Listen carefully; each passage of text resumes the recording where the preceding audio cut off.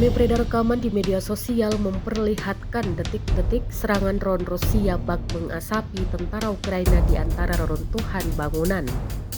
Videonya juga diunggah di Telegram pada Kamis 9 Januari 2025. Dalam keterangan unggahan disebutkan, serangan drone sarat bahan peledak mengasapi dan menghabisi tentara Ukraina.